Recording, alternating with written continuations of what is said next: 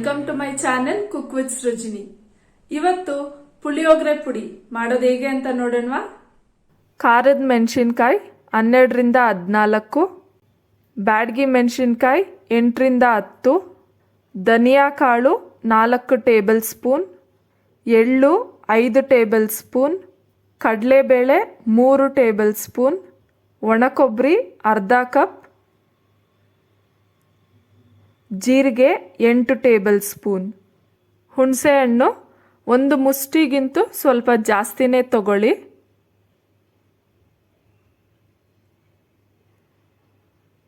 ಬೆಲ್ಲ 6 table spoon, ಅರಿಶಿನ ಪುಡಿ 1/4 ಟೇಬಲ್ ಸ್ಪೂನ್, ಸಾಸಿವೆ 2 ಟೇಬಲ್ ಸ್ಪೂನ್, ಕಾಳು ಮೆಣಸು 2.5 ಟೇಬಲ್ ಸ್ಪೂನ್, ಮೆಂತೆಕಾಳು 1.5 ಟೇಬಲ್ ಸ್ಪೂನ್,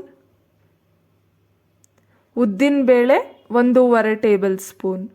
ಸ್ಟವ್ ಹಚ್ಚಿ ಬಾಣಲಿ ಇಟ್ಟು ಎಲ್ಲ ಇಂಗ್ರೀಡಿಯೆಂಟ್ಸ್ನು ಒಂದೊಂದಾಗೆ ಸ್ಟವ್ನ ಸಿಮ್ಮಲ್ಲಿಟ್ಟು ಉರಿಬೇಕು. ಈಗ ನಾನು ಜೀರಿಗೆನ ಹುರ್ಕೊತಾ ಇದ್ದೀನಿ.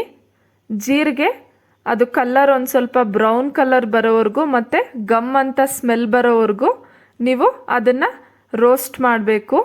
ಗಮ್ ಅಂತ ಸ್ಮೆಲ್ ಬರೋದು ನಿಮಗೆ ಗೊತ್ತಾಗುತ್ತೆ. ಅಲ್ಲಿವರೆಗೂ ಹುರಿದು ಪ್ಲೇಟ್ಗೆ ಹಾಕ್ಕೊಳ್ಳಿ.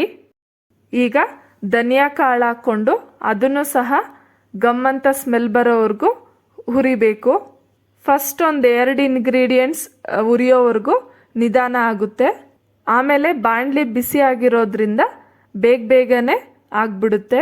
ಗಮ್ ಅಂತ ಸ್ಮೆಲ್ ಬಂದಾದಮೇಲೆ ಪ್ಲೇಟ್ಗೆ ಹಾಕ್ಕೊಳ್ಳಿ. ಎಲ್ಲನೂ ಒಟ್ಟಿಗೆ ಉರಿಬೋದು, ಆದರೆ ಕೆಲವೊಂದು ಇಂಗ್ರೀಡಿಯೆಂಟ್ಸ್ ಜಾಸ್ತಿ ರೋಸ್ಟ್ ಆಗಿಬಿಡುತ್ತೆ. ಈಗ ಸಾಸಿವೆ, ಜೀರಿಗೆ ಅದೆಲ್ಲ ಸಣ್ಣ ಇರೋದ್ರಿಂದ ಬೇಗನೆ ಹುರಿದ್ಬಿಡುತ್ತೆ. ಬಟ್ ಬೇಳೆ ಅದೆಲ್ಲ ಹಸಿ ಹಸಿಯಾಗೆ ಉಳಿದ್ಬಿಡುತ್ತೆ. ಅದಕ್ಕೆ ನಾನಿಲ್ಲಿ ಎಲ್ಲ ಇಂಗ್ರೀಡಿಯೆಂಟ್ಸ್ನು ಸಪ್ರೇಟಾಗಿ ರೋಸ್ಟ್ ಮಾಡ್ತಾ ಇದ್ದೀನಿ. ಅದೇ ರೀತಿ ಕಡಲೆಬೇಳೆನೂ ಸಹ ಕೆಂಪಗಾಗೋವರೆಗೂ ಹುರಿದು ಅದನ್ನು ಒಂದು ಪ್ಲೇಟ್ಗೆ ಹಾಕ್ಕೊಳ್ಳಿ. ಅದೇ ರೀತಿ ಉದ್ದಿನಬೇಳೆ, ಮೆಂತೆಕಾಳು, ಮೆಣಸುಕಾಳು, ಸಾಸಿವೆ ಮತ್ತು ಎಳ್ಳನ್ನು ಸಹ ಗಮ್ಮಂತ ಸ್ಮೆಲ್ ಬರೋವರೆಗೂ ರೋಸ್ಟ್ ಮಾಡಿ ಪ್ಲೇಟ್ಗೆ ಹಾಕ್ಕೊಳ್ಳಿ. ನಾವಿಲ್ಲಿ ಎಲ್ಲ ಇಂಗ್ರೀಡಿಯೆಂಟ್ಸು ಸ್ಮಾಲ್ ಕ್ವಾಂಟಿಟಿ ತೊಗೊಂಡಿರೋದ್ರಿಂದ ಬಾಣಲಿಗೆ ಹಾಕ್ಬಿಟ್ಟು ಬಿಟ್ಬಿಡಬೇಡಿ. ಕೈ ಆಡಿಸ್ತಾನೇ ಇರ್ರಿ, ಯಾಕಂದರೆ ಬೇಗ ರೋಸ್ಟ್ ಆಗಿಬಿಡುತ್ತೆ. ಈಗ ಮೆಣಸಿನ್ಕಾಯಿನ ಹಾಕಿ ಅದನ್ನು ಸಹ 1 ನಿಮಿಷ ಉರಿಬೇಕು. ಅದೇ ರೀತಿ 2 ಮೆಣಸಿನ್ಕಾಯಿನೂ ಹುರಿದು ಪ್ಲೇಟ್ಗೆ ಹಾಕ್ಕೊಳ್ಳಿ. ಒಣಕೊಬ್ಬರಿ ಜಾಸ್ತಿ ದಿವಸ ಹೊರಗಡೆ ಇಟ್ಟರೆ ಟೇಸ್ಟ್ ಕೆಟ್ಟೋಗುತ್ತೆ. ಅದಕ್ಕೆ ನಾವು ಒಣಕೊಬ್ಬರಿ ಆ್ಯಡ್ ಮಾಡಿಕೊಂಡ್ರೆ ಫ್ರಿಜ್ಜಲ್ಲೇ ಇಟ್ಕೊಬೇಕು. ಅದನ್ನು ಸಹ ಹುರಿದು ಪ್ಲೇಟ್ಗೆ ಹಾಕ್ಕೊಳ್ಳಿ. ಈಗ ಸ್ಟವ್ ಆಫ್ ಮಾಡಿ ಹುಣಸೆ ಹಣ್ಣೆಲ್ಲ ಬಿಡಿಸಿ ಬಾಣಲಿಗೆ ಹಾಕ್ಕೊಳ್ಳಿ. ಆ ಬಿಸಿಗೇನೆ ಅದು ಗಟ್ಟಿ ಆಗಿಬಿಡುತ್ತೆ ಮತ್ತು ಪೌಡ್ರ್ ಮಾಡೋದಕ್ಕೂ ಈಸಿ ಆಗುತ್ತೆ. ಹುಣಸೆ ಹಣ್ಣನ್ನು ನೀವು ಕಸ ಕಡ್ಡಿ ಎಲ್ಲ ತೆಗೆದು ಕ್ಲೀನ್ ಮಾಡಿ ಇಟ್ಕೊಂಡಿರಬೇಕು. ಹುರಿಯೋದಕ್ಕಿಂತ ಮುಂಚೆ ನೀವು ಎಲ್ಲ ಇಂಗ್ರೀಡಿಯೆಂಟ್ಸ್ನು ಕ್ಲೀನ್ ಮಾಡಿ ಇಟ್ಕೊಂಡಿರಬೇಕು.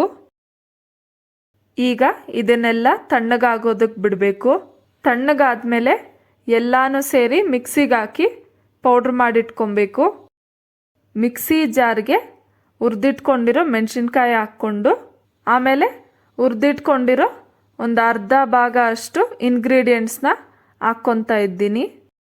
ಬೆಲ್ಲ ಅರ್ಧ, ಅರಿಶಿನ ಪುಡಿ ಮತ್ತು ಹುಣಸೆಹಣ್ಣು ಅರ್ಧ ಹಾಕ್ಕೊಂಡು ಪೌಡ್ರ್ ಮಾಡ್ಕೊಬೇಕು. ಒಂದು ಸ್ವಲ್ಪ ಪೌಡ್ರ್ ಮಾಡಾದ್ಮೇಲೆ ಈ ರೀತಿ ಸುತ್ತು ಇರೋದನ್ನೆಲ್ಲ ಎಳ್ಕೊಂಡು ಮತ್ತೆ ಪೌಡ್ರ್ ಮಾಡ್ಕೊಬೇಕು. ಈಗ ಉಳಿದಿರೋ ಇಂಗ್ರೀಡಿಯೆಂಟ್ಸ್ ಹಾಕ್ಕೊಂಡು ಅದ್ರ ಜೊತೆಗೆ ಉಳಿದಿರೋ ಬೆಲ್ಲ, ಅರಿಶಿನ ಪುಡಿ ಮತ್ತು ಹುಣಸೆಹಣ್ಣು ಸಹ ಹಾಕಿ ಗ್ರೈಂಡ್ ಮಾಡಿ. ಈ ಪೌಡ್ರನ್ನು ಸಹ ಬೌಲ್ಗೆ ಹಾಕ್ಕೊಂಡು ಎಲ್ಲನೂ ಮಿಕ್ಸ್ ಮಾಡ್ಕೊಬೇಕು.